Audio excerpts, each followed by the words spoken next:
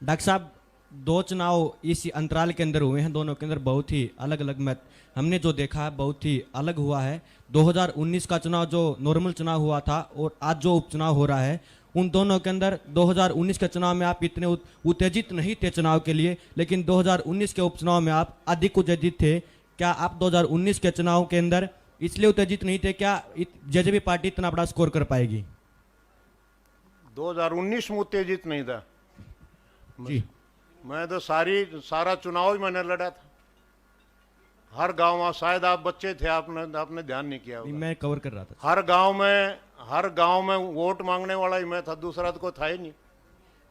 Sir, 2019 का जो चुनाव हुआ था उसके अंदर आपने कहा था कि पूरे हरियाणा का चुनाव देखना है। अब की बार आप बड़ौदा के ऊपर ज्यादा ही कुछ उपेक्षाएं लगाए हुए थे। पूरा गांव कवर करके, पूरा हल्का कवर करके चम्मन, पिछले 2019 के चुनाव में चम्मन गांव कवर करने के बाद और 20 गांव गोहाना हल्के के कवर करने के बाद 27 विधानसभाओं में मैं और भी गया था। मैं पार्टी का स्टेट लेवल का पदाधिकारी हूं और पार्टी को खड़े करने में 3-4 हम उस समय लीडर थे और हमने सारा हरियाणा में वोट भी मांगनी थी। लेकिन बड़ौदा हल्के के चम्मन गांव में झोली फैला करके वोट केसी बांगड़ ने मांगे थे। डॉक्टर साहब, आप कह रहे हैं कि ये सर कि हुड्डा के टाइम पे नौकरियां कम लगे थे, अच्छे कम लगे हैं, और आपके टाइम पे ज़्यादा लगे हैं। कि उस टाइम के पे युवाओं में काबिलियत कम थी, आपके टाइम पे ज़्यादा थी, या सिस्टम में सुधार हुआ सर? जो अब नहीं लग पा रहे हैं इस तरह से। सिस्टम में सुधार हुआ था, सिस्टम में सुधार हुआ था। और कई बार आंख मीचने में और आंख खोलने में फर्क हो जाता है।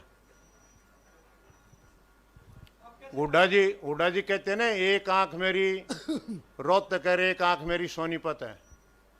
जब वो बोलते हैं, उनको गोहाना के, बड़ौदा के हल्के के लोगों से जब वोट लेनी होती है तब तो दोनों आंखें खुल जाती हैं। और जब कोई देने की बात आती है, जब हमारे वाली आंख ऐसे बंद हो जाती है, सोनीपत वाली। ये उन्होंने प्रूव करके दिखाया है। 10 साल में उन्होंने ये सिद्ध करके दिखाया है कि बड़ौदा और गोहाना का उनका घर नहीं, घेर भी कौन समझा उन्होंने, घर की तो बात दूसरी है। घर में घेर में फर्क समझते हो आप? भूपेंद्र हुड्डा ने गोहाने को और बड़ौदे को कभी घर की तो बात दूर, घेर भी नहीं समझा कभी।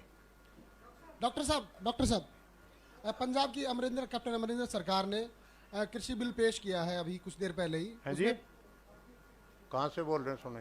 हाँ, कृषि बिल पेश किया कैप्टन अमरिंदर सरकार ने। उसमें एमएसपी से कम कीमत पर फसल खरीदने वाले को 5 साल की जेल का। अमरिंदर सिंह जी ने तो पानी का भी बिल पास किया था। अगर हम कोई भी पानी कहीं पर भी नहीं देंगे, वो सुप्रीम कोर्ट ने और केंद्र की सरकार ने ध्वस्त कर दिया। जिस तरह से ये चीप पॉपुलरिटी लेने के लिए, लोगों को बरगलाने के लिए जो गैर कानूनी जो इस तरह की बिल पास करता है या कानून बनाता है, वो सुप्रीम कोर्ट ने पहले भी ध्वस्त किए हैं इसके, और आगे भी ध्वस्त होंगे। डॉक्टर साहब, कल आपकी पहले जो इनेलो पार्टी में थे डॉक्टर कपूर, वो एक मजबूत कैंडिडेट के तौर पे उन्होंने चुनाव लड़ा 2 बार, और अब कल उन्होंने कांग्रेस के प्रत्याशी के समर्थन में अपना नामांकन वापस ले लिया है। इससे क्या लगता है कि कांग्रेस मजबूत हुई है? इनेलो में नहीं थे वो। इनेलो के बाद तो जेजेपी में आ गए, जेजेपी के बाद बीजेपी में आ गए, बीजेपी के बाद कांग्रेस में आ गए। हाँ सर। जहां 18 साल पहले उनके पिताजी थे, वो वहीं पहुंच गए 360 डिग्री।